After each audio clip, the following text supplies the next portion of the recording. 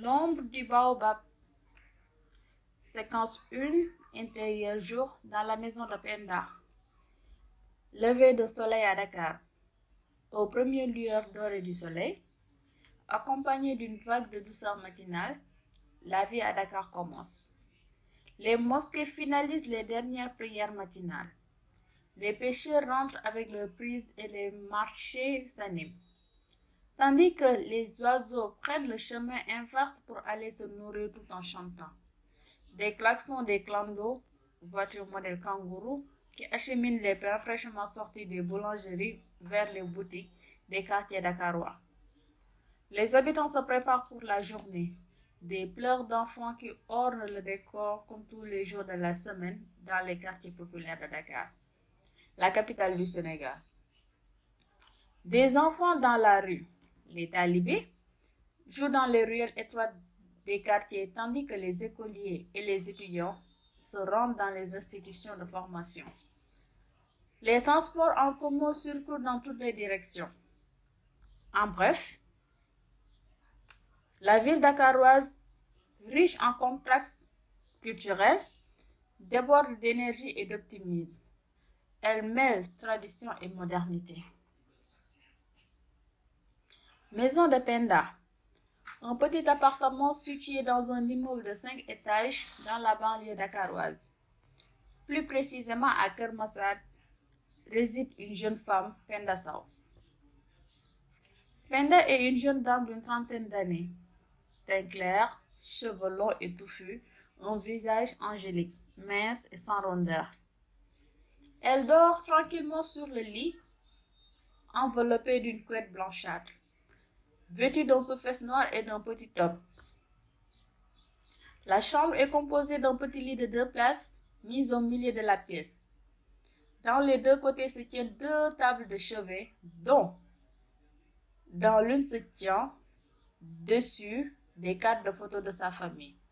Sur l'un, il y a le portrait de son défunt père, Amadou Sow, un brillant journaliste et activiste assassiné il y a 5 ans de cela. Entrée en jeu de la clé. Une sonnette retentit et tire Penda de son profond sommeil. Cependant, elle décide de ne pas ouvrir la porte, pensant certainement que ce sont les enfants de sa voisine du 2e étage qui s'amusent à la déranger de son sommeil, comme à leurs habitudes de chaque week-end.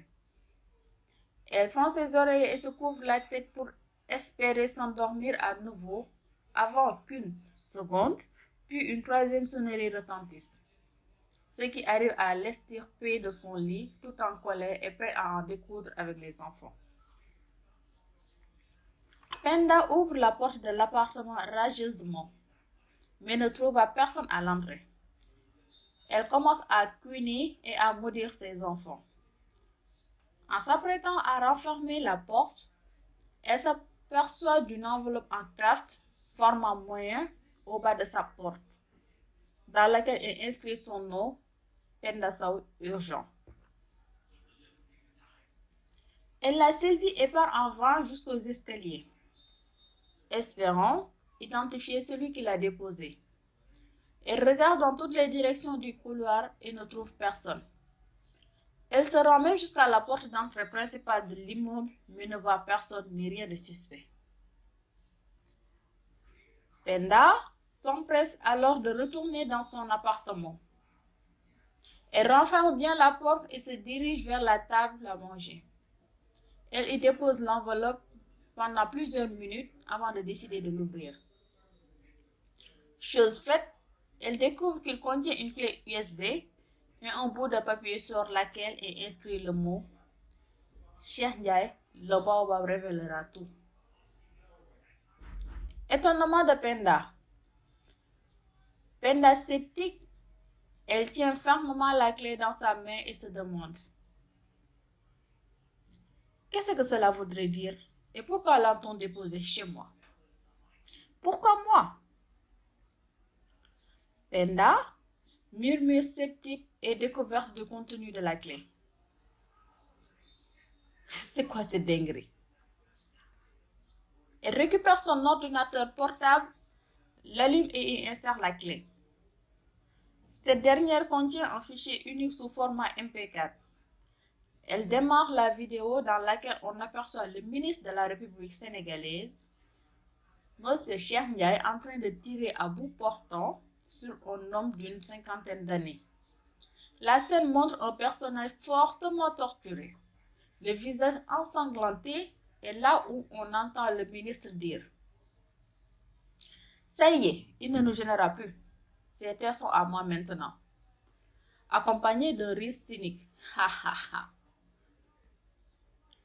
Penda se cripse. Elle reconnaît automatiquement M. Cheikh Ndiaye, l'homme d'affaires influent et intouchable, ministre de l'Agriculture sénégalaise. Elle tombe lourdement sur la chaise de la table à manger et se dit: Mon Dieu, cet homme est tellement respecté de tout le monde alors que c'est un assassin. Un assassin?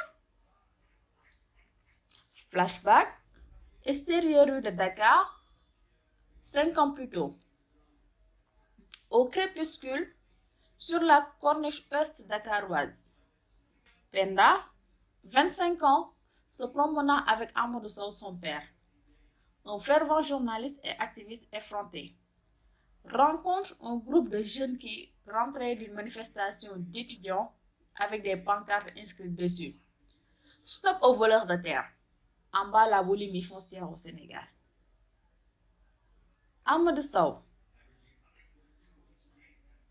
Penda, la vérité est un couteau à double tranchant.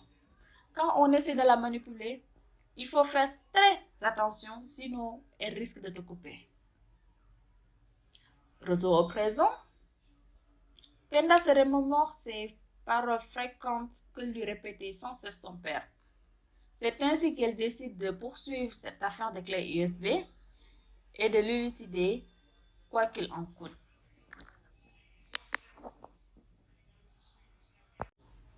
Séquence 2, extérieur jour, rue de Dakar. Flashback pub. Présentation de l'entreprise de médias Cortex Press et du travail effectué dans le passé par Penda.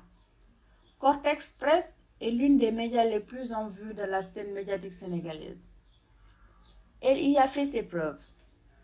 Elle avait mené des enquêtes approfondies sur des sujets complexes, souvent cachés des populations et sensibles dans l'intérêt du public.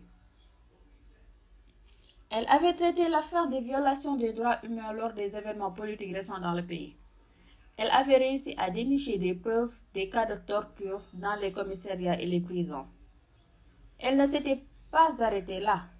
Elle avait non seulement réussi à identifier chacune des personnes présentes dans ces preuves, mais aussi à travailler avec l'avocat français Juan Branco pour porter l'affaire à la CPI. Ce fut l'un des principaux dossiers qui ont fait son aura auprès des Sénégalais. Préparation de Penda à aller au travail. Penda se lève comme à son accoutumée pour aller au travail. Elle se prépare pour aller à Cortex Press. Elle porte une tenue soft, ensemble tailleur de couleur jaune, assortie avec de petites chaussures à talons. Elle se maquille pour cacher ses cernes du fait qu'elle ne s'est pas très bien reposée à cause de l'information qu'elle a reçue. Elle a tellement cogité qu'elle s'est réveillée avec des maux de tête atroces. Elle est tellement chamboulée par cette découverte qu'elle n'en revient toujours pas. Elle attrape son sac et sort de son appartement.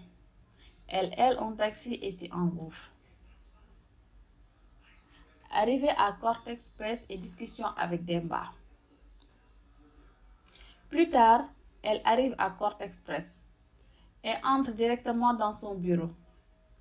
Elle s'assoit sur son bureau, prend son sac, sort la clé USB et la serre fermement dans ses mains.